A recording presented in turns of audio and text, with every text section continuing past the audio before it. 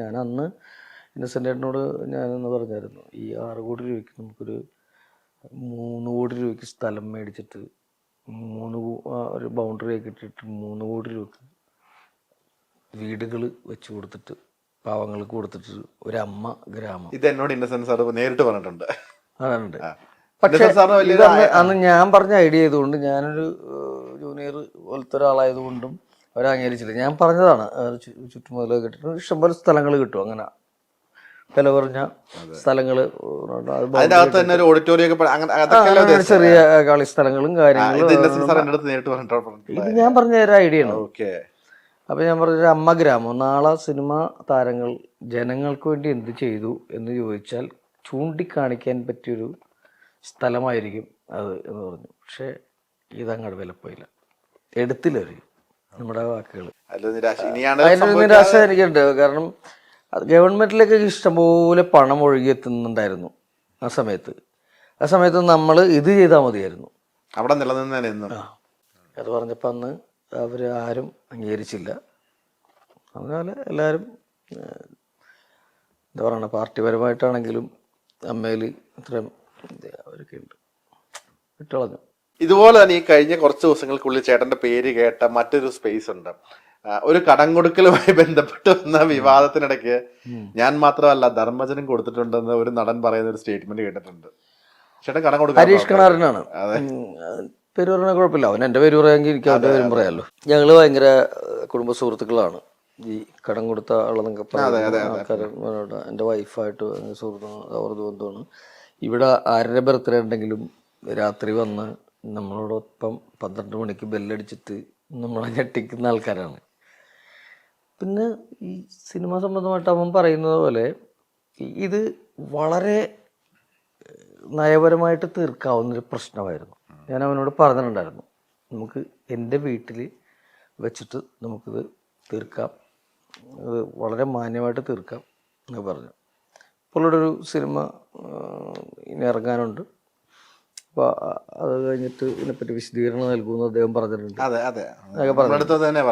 അപ്പം ഈവൻ നമ്മൾ പറഞ്ഞത് അനുസരിച്ച് ഈ വീട്ടിലിരുന്നിട്ട് ഇവിടെ വന്ന് ഹരീഷും നിർമ്മലും ഒക്കെ ഉണ്ടായിരുന്നു, എല്ലാവരും കൂടി വന്ന് സംസാരിച്ച് ഞാൻ ഇത്തരം കാര്യങ്ങളൊക്കെ വളരെ വിശദമായിട്ട് അവനോട് സംസാരിക്കുകയും അതിങ്ങനെ ചെയ്യാം അങ്ങനെ ചെയ്യാം നമുക്ക് നടപടി ഉണ്ടാക്കാം എന്നൊക്കെ പറഞ്ഞ് വിട്ടിട്ട് അവൻ പിറ്റേ ദിവസം പോയിട്ട് പിന്നെ വിളക്ക് തുടങ്ങി. ചില കാര്യങ്ങൾ സംസാരിച്ച് തീർക്കാൻ പറ്റും. ഇപ്പം എന്താണ് ഇവരുടെ ഇടയിൽ സംഭവിച്ചേക്കണമെന്ന് നമുക്കറിയാൻ പാടില്ല. എൻ്റെ കാര്യം ഞാൻ നോക്കിക്കോളാം, നിൻ്റെ കാര്യങ്ങൾ ഇങ്ങനെ സംസാരിച്ച് നമുക്ക് എന്താണെന്ന് വെച്ചാൽ ചെയ്യാം എന്നൊക്കെ പറഞ്ഞിട്ട് അവൻ പോയി പിന്നെയും ഇത് തുടങ്ങി. പിന്നെ ഞാനത് വിട്ടു. പിന്നെ നമ്മളെ കയ്യിൽ കിട്ടണ്ടായി. ഇങ്ങനെ ഒരാളെ നാറ്റിച്ചതിന് ശേഷം സോറി എന്ന് പറഞ്ഞിട്ട് കാര്യമില്ല. അപ്പം അതാണ് അദ്ദേഹത്തിനോട് ഞാൻ സംസാരിച്ചപ്പോൾ അദ്ദേഹം പറഞ്ഞു, ഇനി എന്തെന്നാണ് ധർമ്മജ, ഇനി അത് നമ്മളെ ആവശ്യത്തിൽ കൂടുതൽ അപമാനിക്കുകയും കാര്യങ്ങളൊക്കെ ചെയ്ത ആൾക്കാർ മുന്നിൽ നാറ്റിക്കുകയൊക്കെ ചെയ്തു. ഇനി ഞാൻ എൻ്റെ ഒരു പത്രസമ്മേളനം എന്തെങ്കിലും ചെയ്തിട്ട് വ്യക്തമായിട്ടുള്ള മറുപടി അതിന് കൊടുക്കുന്നു അദ്ദേഹം പറഞ്ഞിട്ടുണ്ട്. അപ്പം ഞാനിതിൽ ഇടപെടണമെങ്കിൽ രണ്ട് ഭാഗത്തും ഇങ്ങനെയാണല്ലോ. അദ്ദേഹം ചേട്ടന്റെ പേര് വരച്ച് ഇട്ടതുകൊണ്ട് ഞാൻ ചോദിച്ചാണ് എന്താണ് ഞാൻ പറഞ്ഞത്. എൻ്റെ കാര്യത്തിലേ ഉള്ളൂ, നമുക്ക് പറയാനാണെങ്കിൽ നമുക്കറിയാലോ. അവൻ അമ്മയിലെന്തോ പരാതിയൊക്കെ കൊടുത്തെന്ന് തോന്നുന്നു. ആ ടൈമിന് ഇടവേളക്ക് പരാതിയൊക്കെ പറഞ്ഞെന്ന് തോന്നുന്നു. അതൊക്കെ എന്താണെന്ന് അറിയാൻ പാടില്ല. അദ്ദേഹവും പറഞ്ഞത് ഇത് തന്നെയാണ് കേട്ടോ. ഇടവേള ബാബുവും പറഞ്ഞത് ഇത് തന്നെയാണ്, നമുക്ക് ഇരുന്ന് സംസാരിച്ചത് തീർക്കാവുന്നതേ ഉള്ളൂ എന്ന് പറഞ്ഞിട്ടുണ്ടായി. അപ്പോഴും അത് കേട്ടില്ല. പിന്നെ പടങ്ങൾ കുറയുന്നത് അദ്ദേഹം കാരണമാണെന്ന് പറഞ്ഞിട്ട് കാര്യമൊന്നുമില്ല. ഇപ്പം ഞാനും അവനും ഓടി നടന്നൊരു കാലഘട്ടം ഉണ്ടായിരുന്നു. ഞാൻ ഒരു ദിവസം 4 പടത്തിൽ ഞാൻ അഭിനയിച്ചിട്ടുണ്ട് ഒരു ദിവസം. അപ്പോൾ അതൊരു ടൈമാണ്, ഒരു ഓട്ടത്തിനൊരു കിതപ്പുണ്ടാവും എന്ന് പറഞ്ഞ പോലെയാണ്. എപ്പോഴും ഒരേപോലെ നിൽക്കണമെന്നൊന്നുമില്ല, കുറേ പേര് നിൽക്കും. അതൊന്നും തള്ളിക്കളയാൻ പറ്റുന്നില്ല. വേറെ എന്തോരം ഇദ്ദേഹം മാത്രമല്ലല്ലോ സിനിമ ചെയ്യുന്ന ആൾക്കാർ, വേറെ എന്തോരം ആൾക്കാരുണ്ട്. സിനിമ എന്ന് ഒരാളെ തട്ടിക്കളയുക എന്നൊക്കെ പറഞ്ഞാൽ അപൂർവം നടക്കുന്ന കേസുകളാണ്. എന്നെ വേണം എന്ന് വിചാരിച്ചാൽ ഞാൻ തന്നെ വേണം, അത്രേ ഉള്ളൂ. ഓക്കെ. ഈ ഇപ്പോൾ ആടല്ലാതെ മറ്റേത് സിനിമകളാണ് ചേട്ടൻ കമ്മിറ്റ് ചെയ്യുന്നത്? ആട് സ്ത്രീകൾ കഴിയാതെ ഒരു സ്ഥലത്തോട്ടും പോകാൻ പറ്റാത്തൊരു ഇതാണ്. ഇതിൻ്റെ ഇടയിൽ 1-2 പടങ്ങളൊക്കെ വന്നിരുന്നു. അതൊക്കെ വേണ്ട എന്ന് വെച്ചു. കാരണം ഇതിൻ്റെ ഡേറ്റ് ഭയങ്കര പ്രശ്നമായിരുന്നു. ഈ മഴയുണ്ടായിരുന്ന ടൈമിനൊക്കെ ഷൂട്ടിങ് മുടങ്ങുക, പിന്നത്തെ ഡേറ്റ് എന്താണെന്ന് അറിയാൻ പറ്റില്ല. പിന്നെ ഇത് നമ്മുടെ ഒരു നമുക്കും കൂടി വേണ്ട ഒരു സിനിമയാണ്. അതിൻ്റെ പ്രൊഡ്യൂസർക്കും ഡയറക്ടർക്കും മാത്രമല്ല നമ്മൾക്കും കൂടി അവകാശമുള്ളൊരു സിനിമയാണ്. അപ്പോൾ അത് കഴിഞ്ഞ് അത് നല്ലോണം പൂർത്തിയാക്കിയിട്ട് അടുത്തതിലേക്ക് പോകാം എന്നുള്ളൊരു രീതിയിലാണ് മറ്റ് 2 പടങ്ങൾ ഇതിൻ്റെ ഇടയിൽ വന്നത്. ഇനി കൺഫ്യൂഷൻ വന്നാലോ അവർക്ക് ബുദ്ധിമുട്ടായാലോ എന്ന് ഓർത്തിട്ട് നമ്മൾ വിട്ടുള്ളത്. നെക്സ്റ്റ് ഉണ്ട്. ഞാൻ കഴിഞ്ഞ IFFK നമ്മുടെ VC അഭിലാഷ് എന്ന് പറയുന്ന ഡയറക്ടർ, പാൻ ഇന്ത്യൻ സ്റ്റോറി എന്ന് പറഞ്ഞിട്ടുള്ള VC അഭിലാഷിൻ്റെ പടത്തിൽ വിഷ്ണു, ഉണ്ണികൃഷ്ണൻ, ജോണി ആൻ്റണി, ഞാൻ പിന്നെ 2 പിള്ളേരൊക്കെ ആയിരുന്നു. വളരെ കുറഞ്ഞ ചിലവിലെടുത്ത നല്ല സിനിമ. ഒരുപാട് അവാർഡുകളും ഒരുപാട് രാജ്യങ്ങളിലൊക്കെ പോയി. ആളൊരുക്കം എന്ന് പറഞ്ഞ സിനിമയിൽ ഇന്ദ്രൻസിന് അവാർഡൊക്കെ മേടിച്ചു കൊടുത്ത ഡയറക്ടറാണ് അദ്ദേഹത്തിൻ്റെ അടുത്ത പടം. പിന്നെ ഞാൻ നായകനാവുന്നൊരു പടം അതിൻ്റെ പുറകിലാണ്. ഞാനിപ്പോൾ അതിൻ്റെ പണിപ്പുരയിലാണ്.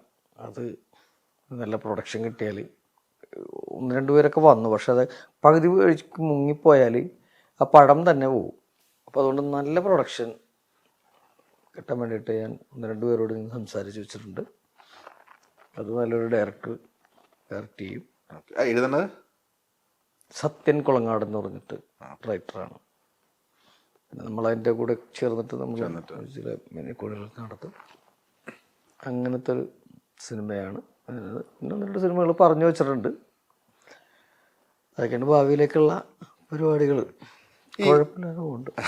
ഈ അങ്ങനെ തന്നെ പോട്ടെ, അതിലും മനോഹരമായിട്ട് തന്നെ പോട്ടെ.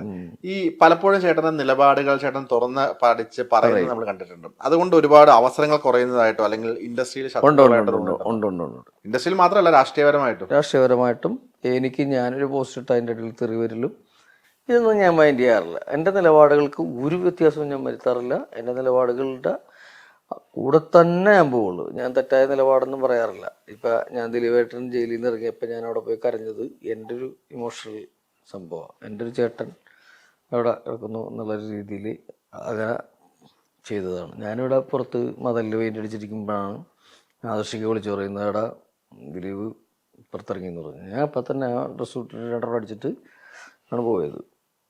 അതൊന്നും പറയാൻ എനിക്ക് മടിയില്ല. എൻ്റെ നിലപാടുകൾ പറയാനൊരു എനിക്ക് ഒരു മടിയില്ല. അതിന് വ്യത്യാസം വരുത്തിയിട്ടുമില്ല.